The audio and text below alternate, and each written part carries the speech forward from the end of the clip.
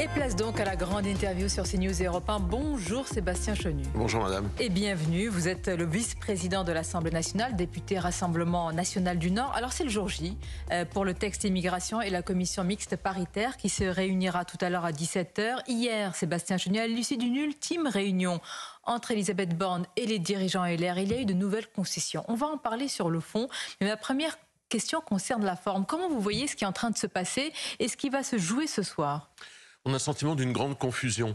C'est-à-dire qu'on a le sentiment que des partis politiques qui ne pensent pas la même chose essayent de se mettre d'accord à tout prix sur un texte qui, au fond, ne changera probablement pas grand-chose en l'état ou ouvrira, au pire, une voie supplémentaire d'immigration illégale. Donc, de toute façon, le résultat a peu de chances d'être très satisfaisant. Mais on a le sentiment que ces gens, que ces députés de partis différents ne savent pas trop où ils vont, ne savent pas trop ce qu'il faut faire en matière de politique migratoire et que donc c'est un bricolage pour essayer à la fin d'accoucher d'un texte parce que tout ce qu'ils veulent, c'est pouvoir dire on a fait quelque chose. Simplement, quand on n'a pas l'esprit clair, quand on ne sait pas où on va, quand on envisage, comme les macronistes, l'immigration comme un projet, à la fin, il y a peu de chances que tout ça donne un résultat très probant. Bricolage, dites-vous, Sébastien Chenu, un bricolage auquel participe, en tous les cas, il est présent à la commission mixte paritaire, un membre du Rassemblement national. Quelle consigne lui donnez-vous ? Oui, mais vous savez, nous siégeons là où nous avons le droit de siéger, nous apportons notre contribution, nous faisons entendre notre voix et nous rappelons, à travers Johan Gillet, sa présence, député du Gard qui représente le Rassemblement national, quelle est notre ligne blanche à ne pas franchir. Cette ligne, c'est effectivement la régularisation des travailleurs clandestins qui sont sur notre territoire parce que ça ouvre une voie d'immigration supplémentaire. Donc par conséquent, Johan Gillet est le garant du fait que cette ligne blanche ne doit pas être franchie. Il est le garant un peu esselé, il faut bien le dire, puisque LR et macronistes ont décidé d'essayer de s'entendre. Alors les concessions ou les ententes, en tous les cas, les points d'éventuels compromis, les voici, Sébastien Chenu. L'AME, l'aide médicale d'État, qui sera dans un texte autonome en janvier pour la réformer. La régularisation justement des clandestins travailleurs, elle reste, mais elle sera faite par le préfet et sans possibilité d'appel. La fin de l'automaticité du droit du sol. Et Sébastien Chenu, j'ajoute, il y aurait l'obtention des aides sociales au bout de 3 ans pour les étrangers en situation régulière. Vraiment, rien ne trouve grâce à vos yeux. Il y a plusieurs choses. D'abord, l'AME sortie du texte. Nous, ça fait très longtemps qu'on demande que l'AME soit abrogée pour être remplacée par une aide d'urgence qui concerne les questions de vie et de mort et des épidémies. C'est exactement, d'ailleurs, je le dis, ce que préconisait Patrick Stefanini. Parce qu'on nous a dit, oui, mais Patrick Stefanini, dans un rapport, considère qu'on peut maintenir l'AME. Moi, j'ai retrouvé le bouquin de Patrick Stefanini de 2020, qu'il m'avait gentiment dédicacé, dans lequel il explique que non seulement c'est l'aide la plus généreuse d'Europe, qui existe en matière de santé, que c'est une aide qui suscite de très nombreux abus et qu'effectivement, il vaut mieux, comme le Rassemblement national le propose, en faire une aide dirigée vers les situations d'urgence vitale. D'accord, mais dans le rapport que vous citez, Stefanini et Claude Évin, il est dit des choses un peu plus différentes. C'est là où on voit que Patrick Stefanini était beaucoup moins libre que lorsqu'il écrivait lui-même des livres. Vous pensez qu'on lui dicte les conclusions il a fait visiblement quelques concessions. Bon. Nous considérons que toute aide inconditionnelle, et c'est le cas de l'AME, elle suscite des abus et qu'il faut corriger ces abus. Nous considérons donc qu'il faut la remplacer par une aide médicale d'urgence qui serait tournée vers les situations d'urgence vitale et d'épidémie pour effectivement arrêter de soigner. Si un texte autonome en janvier, peut-être qu'on ira vers cela. Mais est-ce qu'on ira vers cela? Vous voulez quoi? Une garantie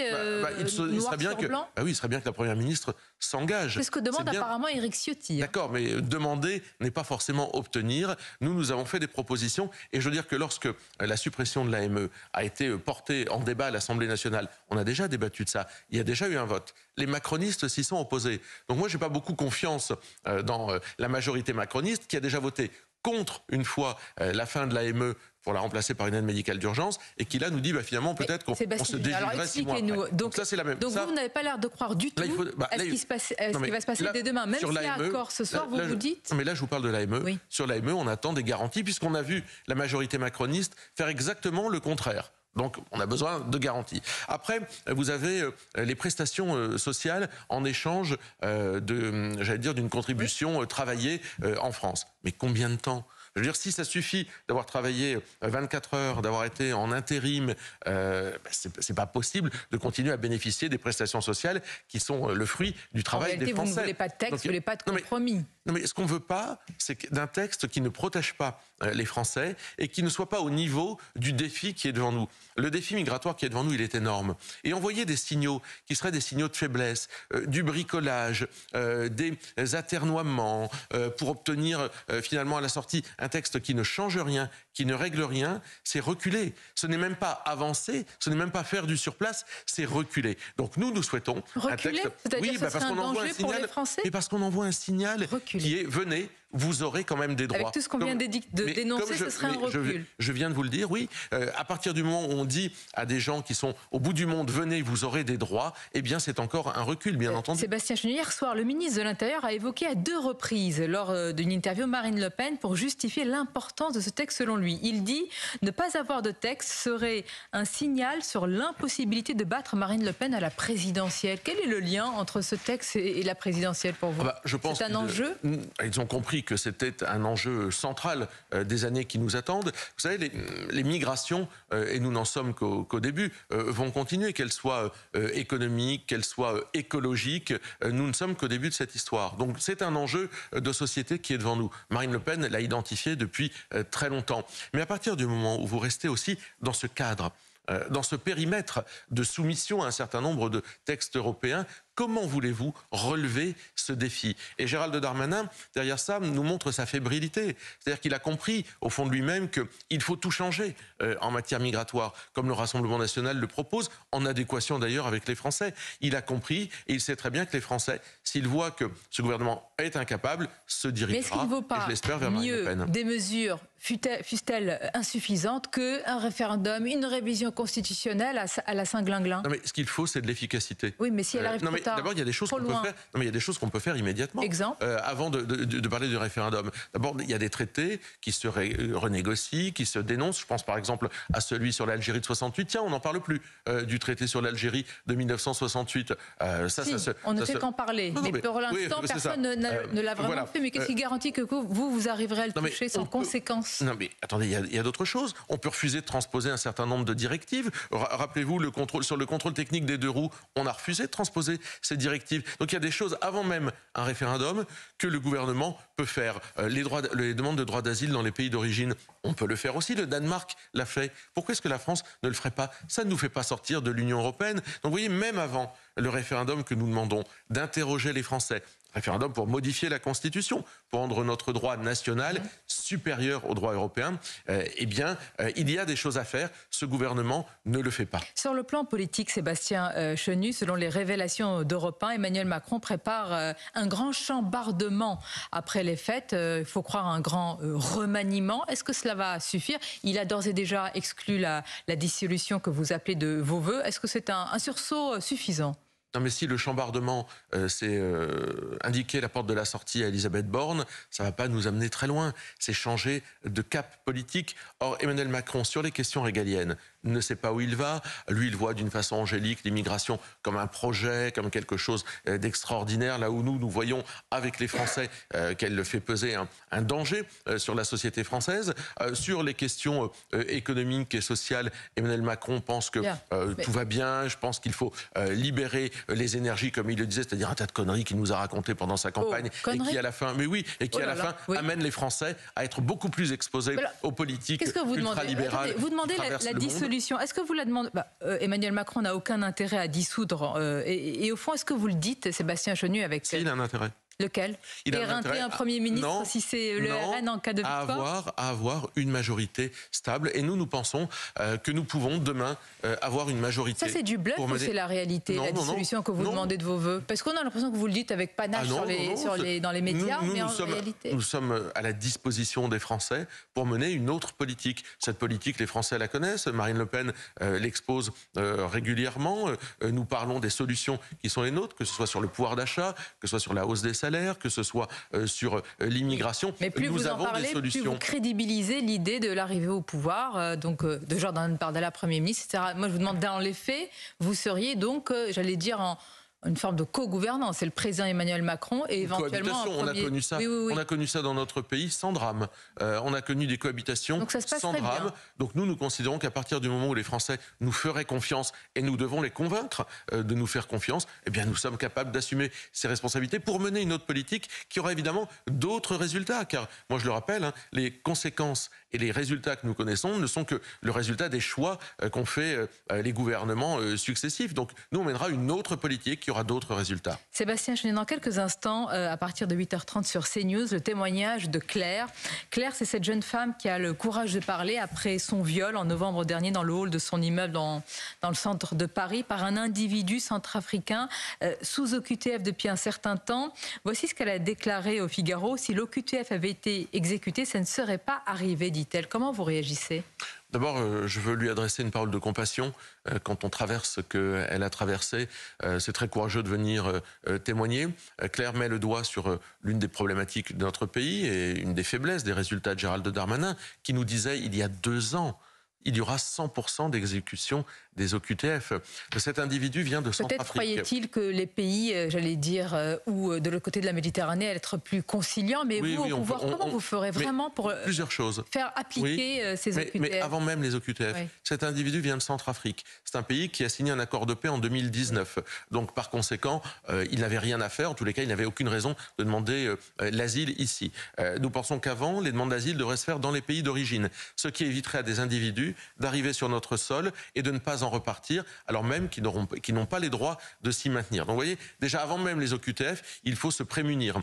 Nous considérons qu'effectivement, les négociations avec les pays d'origine, sur lesquels il y a des moyens de pression, des leviers diplomatiques, ils ont été exercés, de visa, non pas avec la Centrafrique. D'accord, mais sur certains pays du Maghreb, ça n'a pas donné grand résultat. Je viens de vous citer l'Algérie, qui est probablement l'un des pays pourvoyeurs en matière d'immigration les plus importants. On est toujours sous le joug des accords de 1968 dont tout le monde a parlé et personne n'a rien fait. Donc vous allez sortir, si je puis dire, la baguette et l'Algérie va tout de suite être conciliante et accepter tous ces OQTF. Je ne vous dis pas que c'est simple. Je vous dis qu'en ce qui concerne les négociations avec les pays d'origine, il faut au moins les entamer. Ça ne sert à rien de rencontrer le président Tebboune si c'est pour lui parler de la pluie et du beau temps. On peut être exigeant de pays à qui on donne beaucoup d'argent.